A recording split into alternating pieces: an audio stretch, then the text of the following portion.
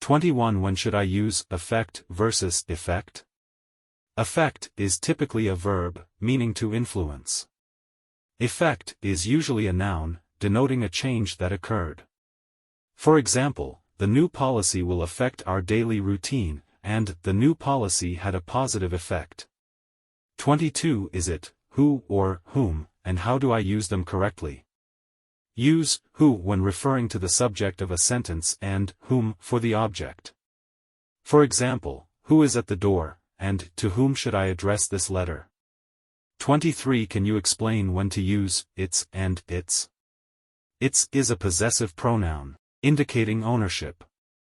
Its is a contraction for it is or it has. For example, the cat licked its paws, and it's a beautiful day. 24 What's the difference between your and your? Your is a possessive pronoun, indicating ownership. Your is a contraction for you are.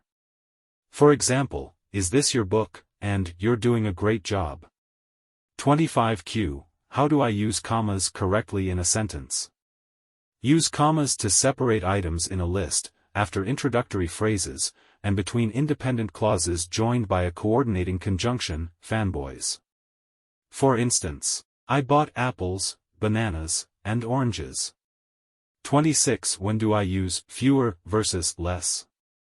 Use fewer for countable items, and less for uncountable quantities.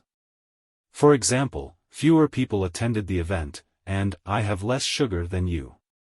27 Could you explain the proper use of who versus whom in a sentence?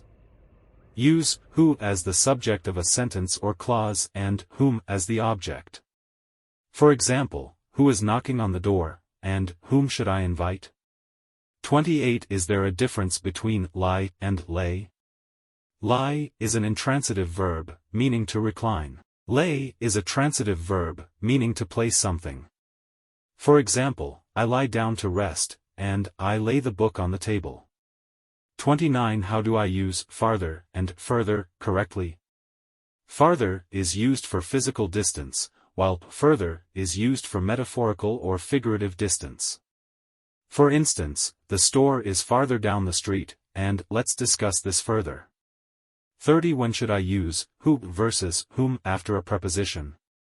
Use who when the pronoun is the subject of the clause following the preposition, and whom when it's the object. For example, the letter is from the person who called, and to whom should I address the letter?